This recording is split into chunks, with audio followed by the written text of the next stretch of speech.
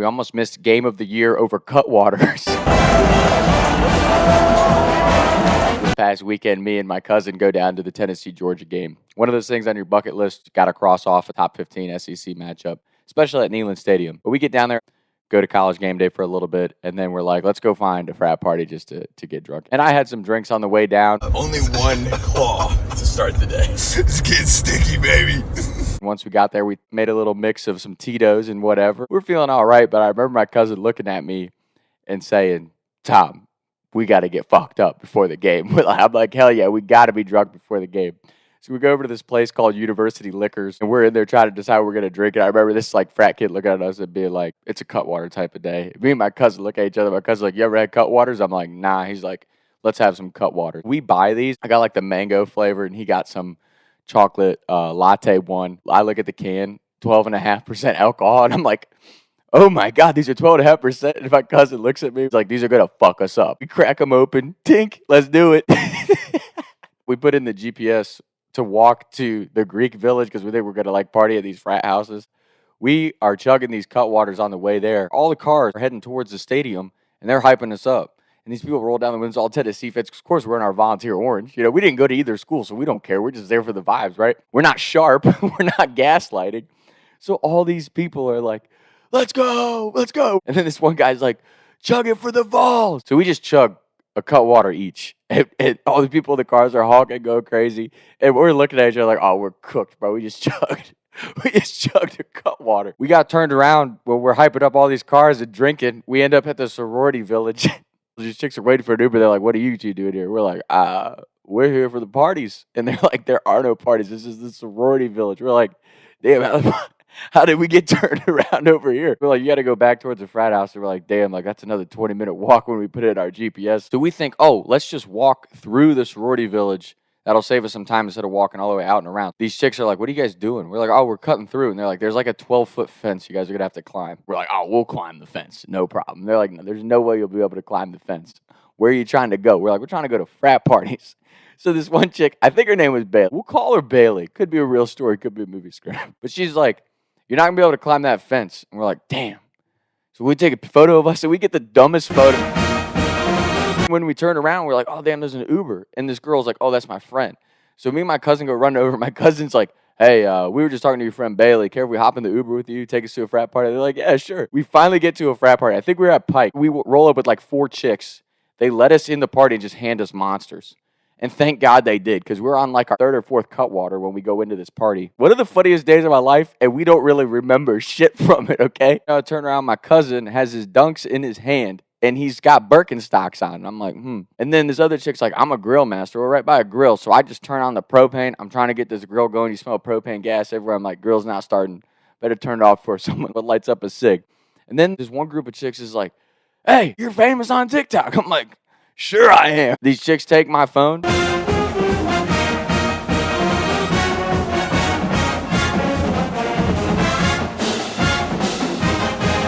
The day was on from there. Me and my cousin are just like chilling at this frat party. It had to be from like 11 to 2. We're just out on this porch. We go inside to check. They had a game on the TV. It might have been the Clemson game.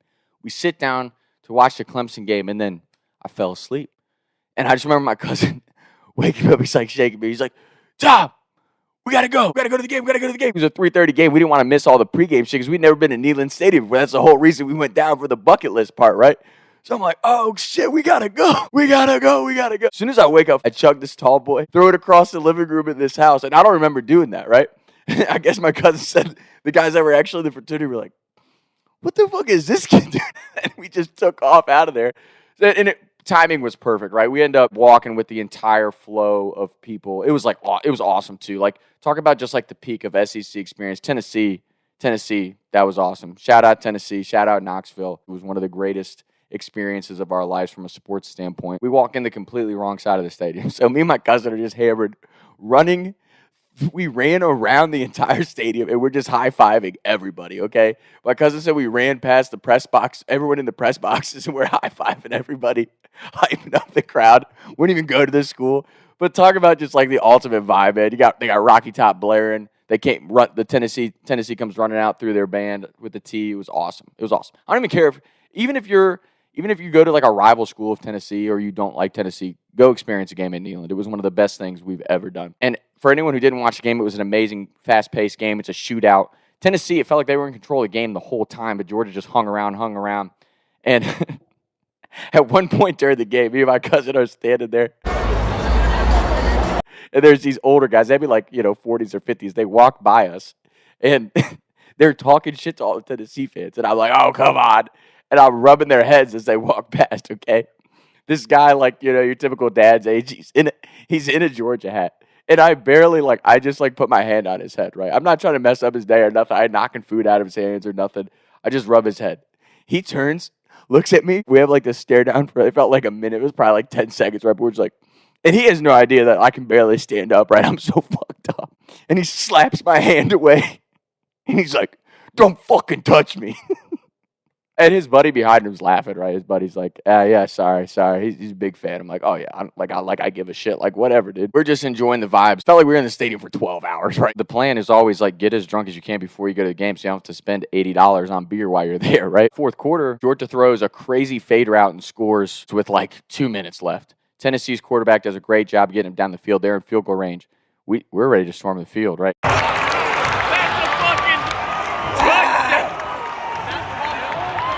We go into the student section, and we're just waiting, thinking Tennessee's going to win the game. And there's all these dudes in front of us that are wearing, the checkered overalls. And they're like, oh, yeah, Max, our kicker, Max, he's money. We're friends with him. He's money. We're like, oh, sick. Then they have the false start, pushes them back 10 yards. And this guy in front of us is, just going on and on about the kicker. He's like, dude, this dude's so clutch. This dude's fucking awesome. He's going to drain this kick. And we're sick, dude. We're ready to rush the field. Hopefully he makes the kick. And they're like, dude, shut up. He's going to make the kick, right? Money Max. They kept calling him Money Max. And, of course, I'm not talking shit, right? I can't imagine the pressure as a freshman to go make that kick. But in the SEC, the expectation is you make that kick. So when he shanks the kick, me and my cousin just we're like, oh, yeah, Money Max, more like Mid Max. And we're chirping these three guys in front of us, okay?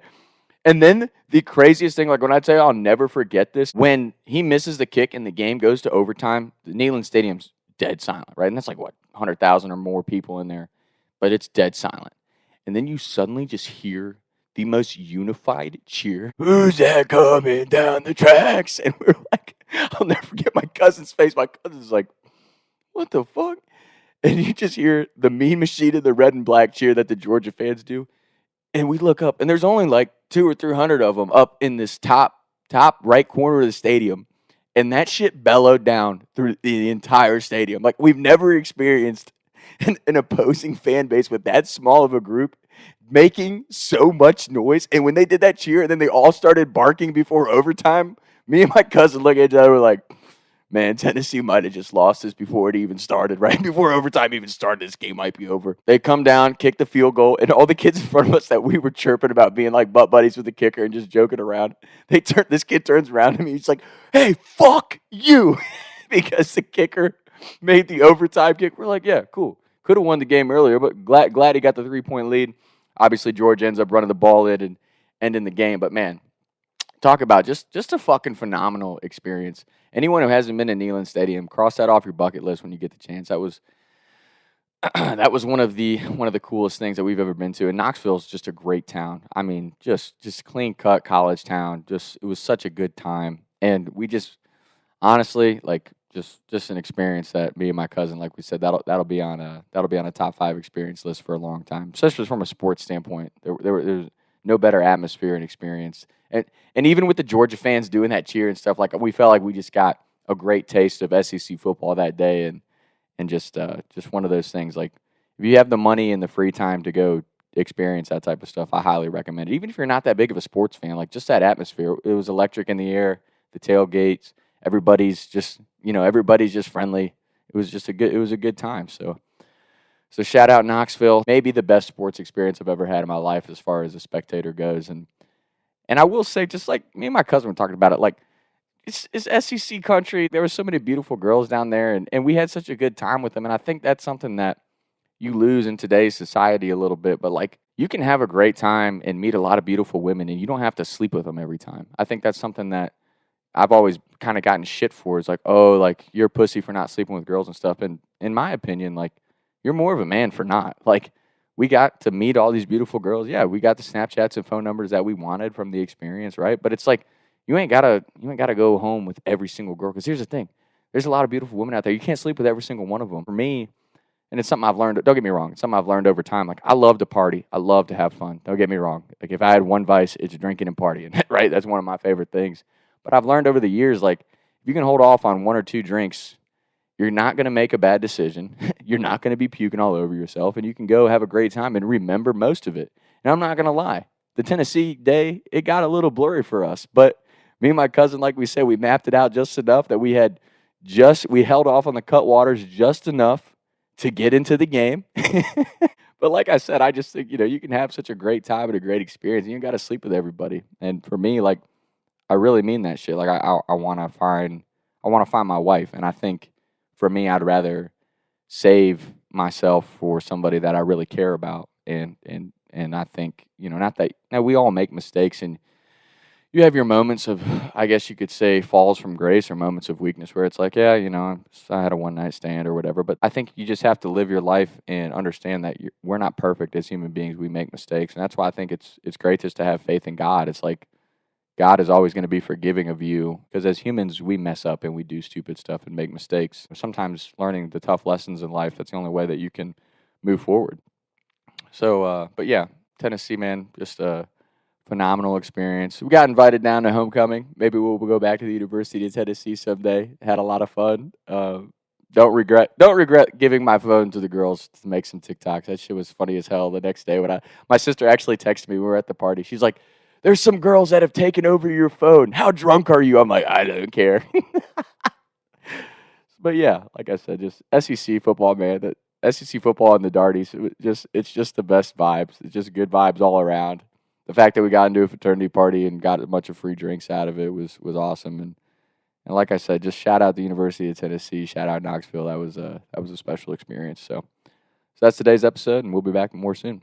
Talks with Tom. Taking shots by the lake till I can't even breathe no more, see no more. I was riding around town thinking to myself, is it gonna get easier? I'll be up and away up the street and bake, but I can't even breathe no more. What's it to me? What can I see? Taking shots by